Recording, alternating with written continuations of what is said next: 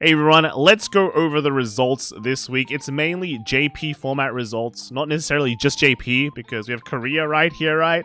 But basically, I think the JP format, at least for set 13, has been pretty established already. I think it's pretty set in stone, which was pretty quick.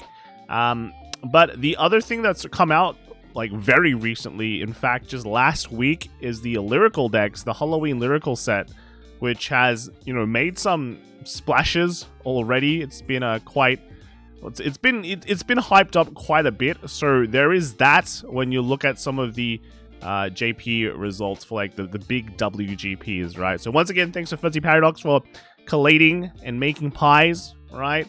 But let's kind of just get into it. So first off, we have the Korea top 8. This tournament was actually run better, I'd have to say, compared to a lot of the WGP ones. I think there's like no diversity cut, and they cut to like a top 64, I think. But they played more like I think 5 rounds, like more rounds in Swiss at least, and then cut to a top 64. And the top 64 was actually all best of 3, single elimination, but like best of 3. So that's good, right? Best of 3 is always better. And in terms of what topped, we have like 3 Migos and then 1 Youthberg, Mikazuki, Leonor, Zorga, and Prison. So pretty much there. Like Mygo just really strong, cheap deck, but like very fast, so you can kind of kill off all the Drajulds quickly. And then in terms of who won, we have Eve Love coming in first with the Youthberg deck, the only Youthberg but come first, right? And then we have a Mygo, a Mikazuki, and another Mygo in the top 4. So congratulations, right? We'll see Eve Love at least the WGP finals, I think. So very good.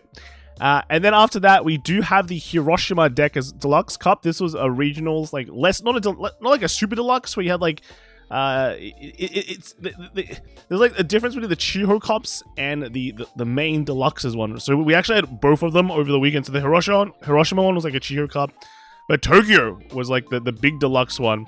And what Tokyo might have done is because like Hiroshima is like next to Kobe, like down southwest, while Tokyo is just kind of 3 or 4 hours away. Since they happen on the same weekend, I do think a lot of players would had to like choose one and maybe not go to the other, right? Because they were both team tournaments as well. So I feel like we might have a lot of the better players might have just gone to Tokyo or just stayed in Tokyo, right? Which makes Hiroshima like a nice place where you might get to dodge a lot of the good players, right? But that's not saying like, no one good was at Hiroshima. But anyway, let's just quickly just go through the results again. Youthberg, 9 Youthberg, 6 Drajuled, and then Mygo. Pretty much what you expect, right? This is pretty much set 13 format in a nutshell. But then we have a newcomer, which is the Shamout deck, which is from the Lyrical deck. This is the one that gives your, I think, gives Regard like drive check, but if you have like a certain amount of power on your Vanguard without boosting. And then we have like Bastion, Jiva, Herminia at 3/2s, and then Prism, Orphis, Leonor, and then there's a lot. There is a lot, right?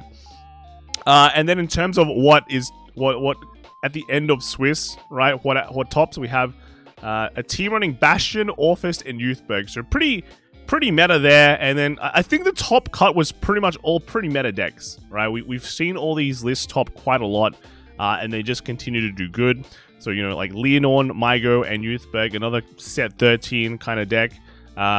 We have Trading Tools, Leonor, Orphis, and then Drajuled, Mygo, and Bastion, right? So pretty much, again, like I said, all very solid decks that have been proven in the past to be good, right? And then afterwards, I think this is where this is where the diversity cut starts, because if you look at if you basically just look at meta, but then right here, boom, 0 metas, right? So 5th place is where diversity cut begins. We had the Celestial and then like Jiva Minerva, right? And then we had some Aminias as well. Aminia getting a lot of good supports. We see a Shaman deck as well that's doing well. But then we have things like Ezel Heroes, right? This is the Ride Line Drajuled, so I think that's like TD Drajuled, right? And after that, even like Prism, right? Prism, Jet, Mushi King, a lot of weird stuff. I'm not gonna lie, right? Eva, right? Is Eva even this good? Like, because the format is either really fast or really strong at the top end, right? And Eva kind of just feels like it will fall to both sides of the table, yeah. And then, yeah, even more. So more Shamans. A lot of Shamans coming up. One, Prison. But yeah, and a lot of Youthbergs. And then after that, the top 4, right? Nakamura Japan coming first with the Jeweled, Shamo, and the Full Blast. The second was a hero deck with the Herminia and the Mygo. And then third, we had the Shaman, Prism, and the Youthberg. And then fourth was the Ignis, Mygo, and Bastion. Some of the interesting decks, I have to say, like, let's take a look. So the Herminia, for example, this was the joke deck from set 2. When set 2 was released, people laughed at how bad this deck was. Now it's gotten at least some support. There's a helicopter just flying overhead. Got some new support. The new Herminia is actually pretty good. Basically makes all your counterblasts kind of better, because you have like weird costs in order to try and, like, the powerful mechanic just kind of sucks. I'm not gonna lie, it's like not very good, right? But at least it makes some of your costs better, and the power lines are actually very strong. So your restanding power lines are pretty scary. So kind of a nice buff to the deck. But there's other really good decks out there. The other deck has been like Prism. This one we saw on the last week before release. Pretty cool deck, right? Lots of nostalgia. All the girls are back, and then some of the Prison support. So very kind of simple to build in a way. But I think it's like Prisms in a sea of other decks is just also very, very good, right? And then after that, we do have the Tokyo, right? The Tokyo was split into 2 blocks because there was just so many players. I think it was like 1,400 to 1,002, 1.2 or 1.4k players. So huge, right? And this was block A, right? Kind of, we have like the top decks. Like these top decks really aren't changing. Like, Mygo, Drajul, Youthberg, Bastion, Leonorn, Magnolia. Well, not Magnolia. Well, this is where we start getting into the weird stuff. After that, we have the Magnolia Kais and all that. But yeah, basically the top decks really haven't changed. I think this might change as, like, the Lyrical decks come into play. Or maybe not, because just these decks are like, when you look at these top 3, like the top 3 here from set 13 are just like really strong. Like, Mygo very like high in the probably the best deck in the early game. Drajul, probably the best deck in the late game. And then Youthberg, you can say, is like the high rolly mid-range deck in a way that, like, rides turn 3 and just could possibly just like destroy you, right? So basically every single base is covered. In terms of the Swiss, right? So at the end, again, meta decks pretty much the top, except for like second place, you had a Jiva. Third place, you had, Heroes and Aminias. So basically that means all your Heroes, all your Aminias, and all your Jivas are now dead from Diversity Cut. And then, yeah, fourth place deck is pretty meta. And then, boom, right here we can probably see this is where maybe this is where Diversity Cut starts? Or no, 6th place is probably where Diversity Cut starts, right? Because we have the Leonorn, we have the Youthberg, all right? They're all pretty heavy, right? They've all been covered. But yeah, we have the things like Triple X Trick, right? Fennel, right? Fennel. So this one is the Order deck, and then Bastion and Omina Gruzio, right? Morphonica doing pretty well. Like, if you've seen the locals, a lot of people are playing Morphonica, not just Mygo. And then after that, we have the dodgy Leonorn ride line. And then here, Ballista. There's a Ballista Kairi, even a Kairi. Chaos, Tamayura, Shamo. Yeah, Magnolia. And then after this, the last of the top 16, we have a Shiana, right? Is it Shiana? And then Prism as well. So those are probably the unique ones. Even other Magnolias. So quite at least a few Magnolias making in the top cut due to diversity. And then after that, the top 4, the winners was the Trading Tools, Mygo, and a Morphonica list. Basically everything that is not Vanguard, right? All collab decks. So you can, maybe it's a way to see how strong the collab decks are right now. But then it's okay. Second place brought a full Vanguard team, Gandiva, Ignis, and Chaos. And then third place had Ignis, Mygo, and Full Blast, right? Pretty much the definitive, I think, the definitive lineup of set 13. And then fourth, you have Ignis, Bastion, and Magnolia Reverse Mask, right? Some of the interesting decks here, let's kind of take a look. So first is this Morphonica deck. So Morphonica is, again, like I've said before, it has a lot of numbers, at least at the local level. So it's not surprising to see people like try it out and bring it on like a higher level as well, because you have some decent defense at least. You have a nice diversity cut as well. So, and it's not like terrible, right? It's actually pretty good. So not that surprising for me to see Lafonica doing well. But then next we have is the Ignis. So this is pretty much the Ignis. This is like you just run 4 of all the new stuff, 4 Rockaguas, and you're good, right? You're good. So yeah, and 4 bit. Actually, no, this is different. This is different. So running this from DBT 11. What does it do? So Soul Blast 1 and give you a Vanguard plus 10k. But then if you pay the cost with the trigger unit by Soul Blasting a trigger unit, you get plus 20k. Oh, but this is a Blitz order, so extra defense is like not bad. So actually pretty interesting. You have 1 flex slot in the deck if you run 4 of everything, right? And the flex slot adds to extra defense that can last into the late game. I guess that's pretty good, right? That's a smart idea. So pretty nice to see. And then after this, we have the Magnolia Mask. So people were saying, you know, this deck is dead because Jiva's out, but Jiva doesn't even exist. It's hardly anywhere. And to be fair, if people are Soul Blasting 5 to, well, not Soul Blasting 5, they're like cross overdressing 5 to retire all your markers, they can have it, right? They can have it. But yeah, Magnolia Mask still doing pretty well. And then here we have is just a triple X trick. I don't really, how do I say this? Like, I don't know. Like, is this deck really that good? I don't think it is. Running so many of the orders, right? This person runs only 14 of the orders.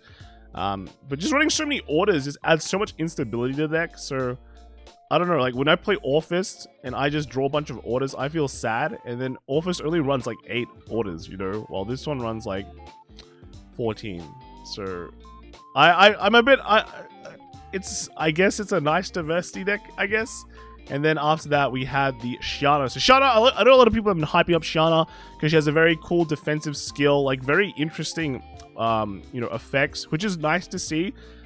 One thing I just don't know about the deck though is that how easy it is to close out games, and against like people who have like a smarter brain, I guess, or like kind of know what the deck does, they will make it very annoying for you to guard properly, right? Because, you know, she has an effect where, you know, you put a trigger from your hand into your soul and she gets like plus 15k for the battle, because the whole gimmick of her a deck is kind of like not putting cards into the Guardian Circle, but you have different ways of increasing shield.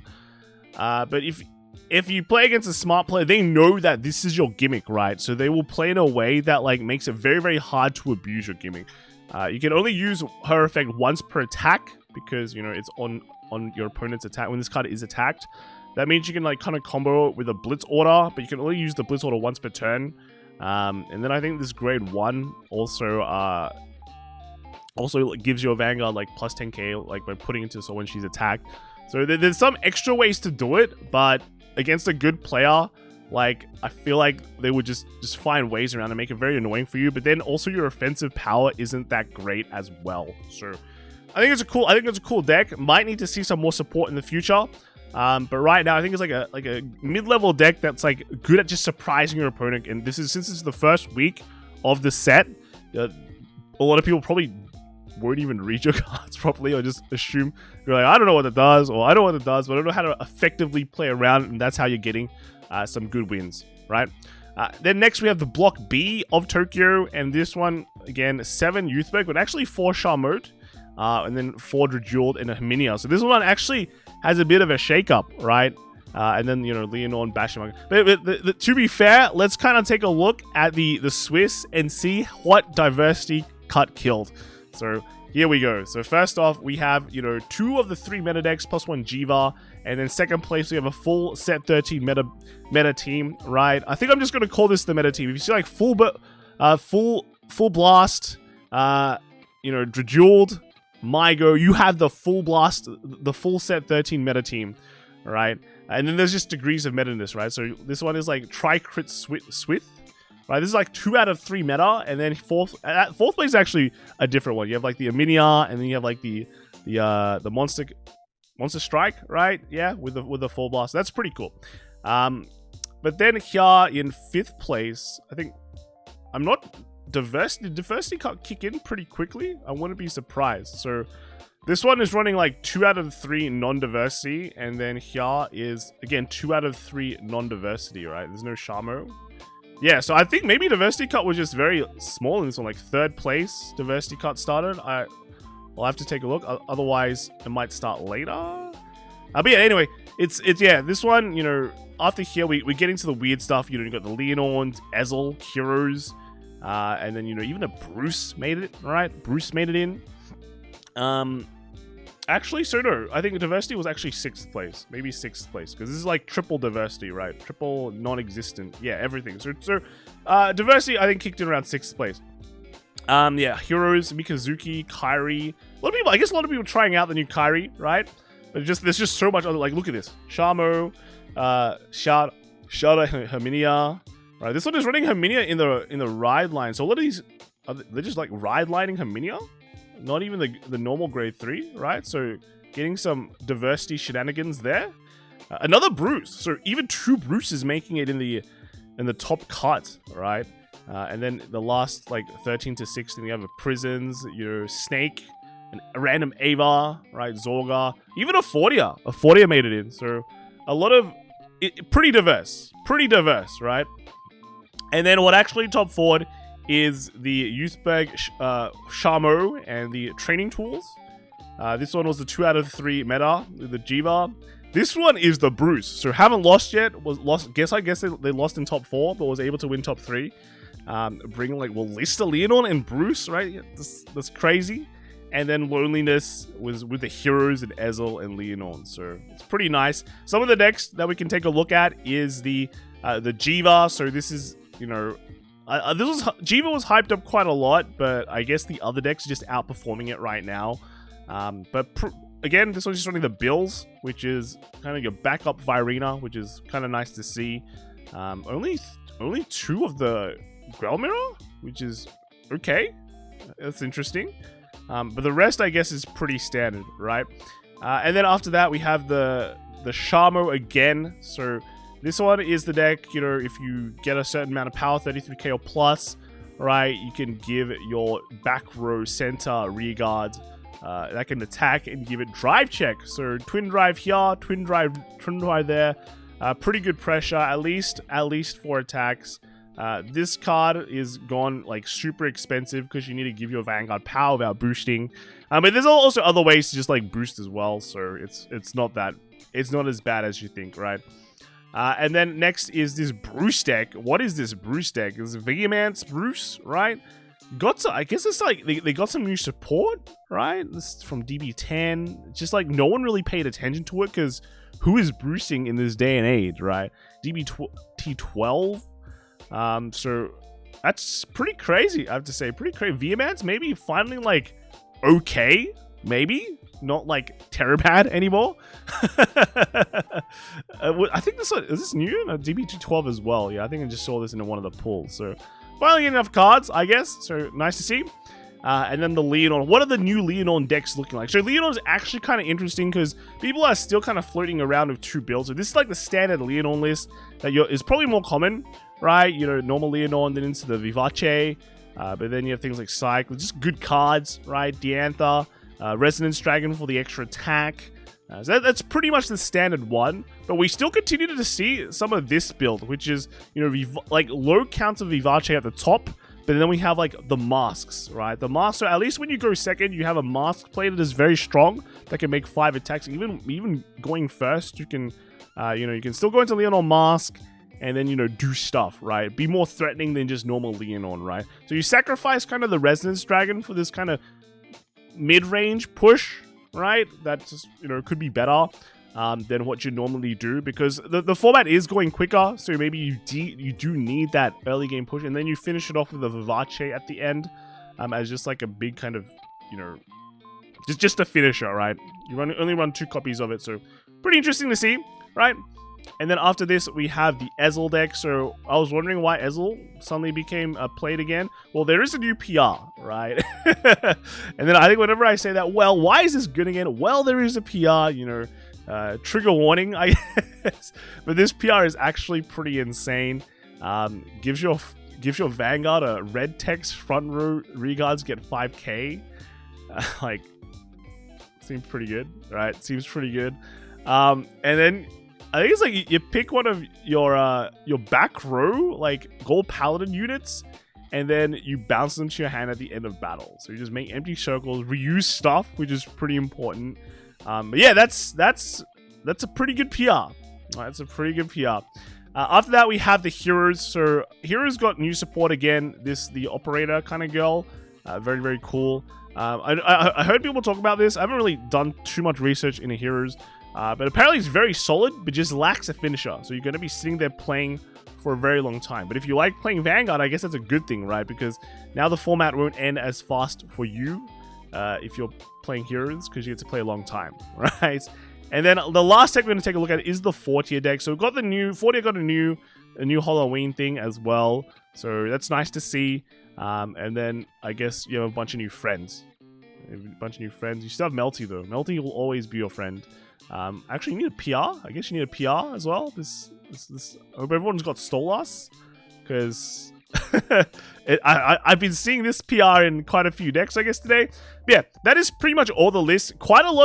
Lyrical had quite a lot of impact. It looks like a lot of their decks are at that level where it's a nice third deck to bring. So right now the format is either you bring the hyper meta build, hyper meta team, right, or you play 2 out of the 3 meta decks, and then you plug in like any hundreds of third deck options right now in the meta that you can, because they all pretty much do the same thing, just with different pictures, right?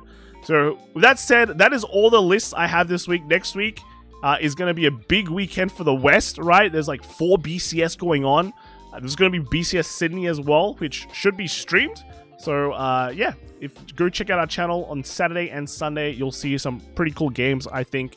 And yeah, it should be nice. Hopefully Fuzzy gets his energy drinks, because there's going to be a lot of pie charting to do.